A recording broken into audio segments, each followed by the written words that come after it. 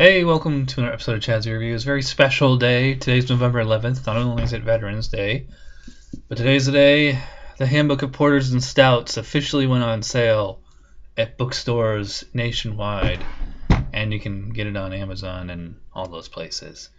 Thought I'd celebrate with a really special beer. This one was given to me by Alex, who you just saw in the Hebrew Sweet 16 review, and his wife, who was off camera. They got this down in Baltimore. This is 𝗬𝗏𝗏𝗁 Sweet Baby Jesus. I think that's a weird. Have you noticed a lot of breweries been using the word Jesus in the name? Like Evil Twin as even more Jesus and even less Jesus. I think I'm gonna do a homebrew called like about the same amount of Jesus. Like, I don't know. I think it's kind of silly. Oh, this cap was pretty cool too. It says "Craft be cherished, rules be damned." So I just thought that was cool. Anyways, I have had this beer before, so I'm not going to pretend that it's my first time having it. I mean, there's a reason I wanted to review this tonight on the occasion of my book launch. And it's not just my book, you know, as you can see on there, Josh Christie, co-author, and a bunch of other guys actually contributed a few reviews here and there. Anyways, let's get into the beer. So we got in the glass, you know, pretty typical porter appearance. I mean, it looks darker on camera than in real life. In real life, it's more of a, deep ruby red or brown. Did have about maybe a finger and a half ahead there. Just a tan foam on it. It smells exactly like what it claims to be. It smells exactly like a Reese's peanut butter cup. I smell chocolate and I smell peanut butter. In fact, I think the peanut butter might even be more prominent than the actual chocolate. Smells great. Let's get into it. Cheers. Smells like what it's supposed to be. It tastes like what it's supposed to be. Like I taste that kind of candy, Reese's peanut butter cup flavor. Like, it's there right away, and then it kind of takes a back seat, and you get the. It says I'm looking on the website. It says a traditional robust porter brew. I would agree with that. I mean, you get plenty of chocolate, like chocolate candy taste, but you get the actual base robust porter in there. So you do get, a touch of coffee, that like deeply roasted malt, and then on the finish, you get that delicious candy peanut butter flavor again. The mouthfeel on this is actually a little thinner and a little less carbony than you would think. Like, I keep going to this beer thinking, like I said, like Southern Tier chocolate, creme brulee, something like that. Big, huge, like really meaty, full mouthfeel beers. This is not like that. I mean, it's 6.5. I mean, I guess it's about an average for a robust porter.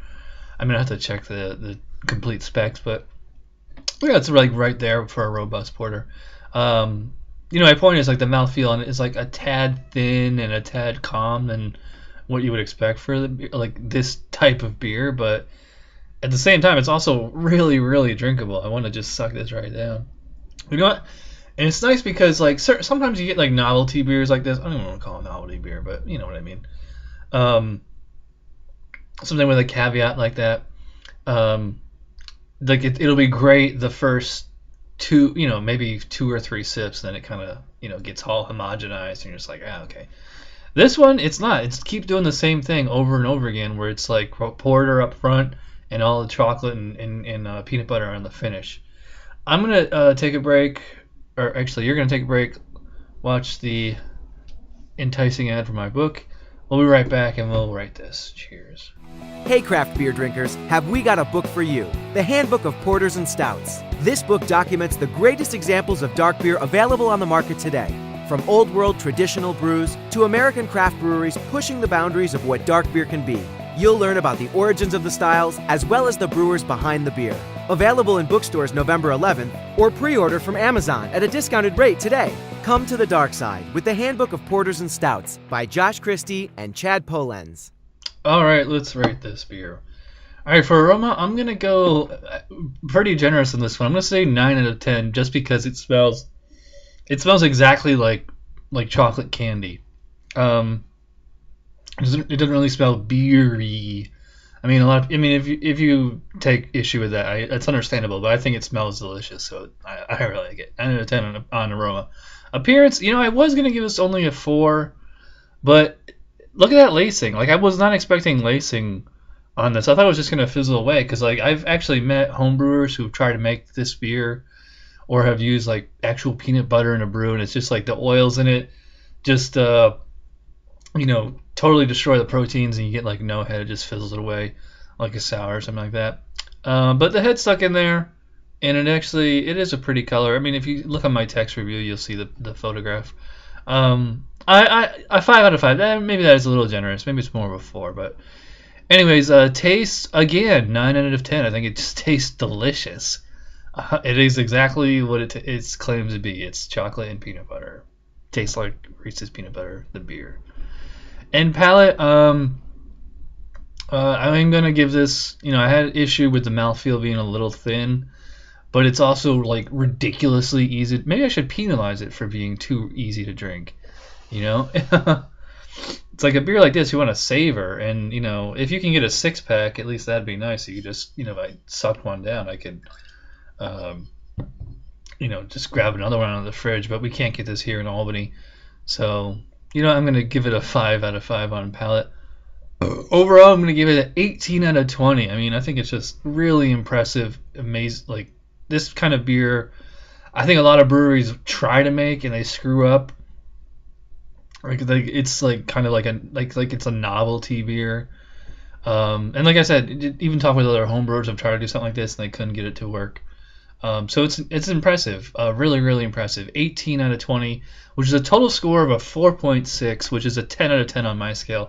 It's kind of a low 10, but it's still a 10.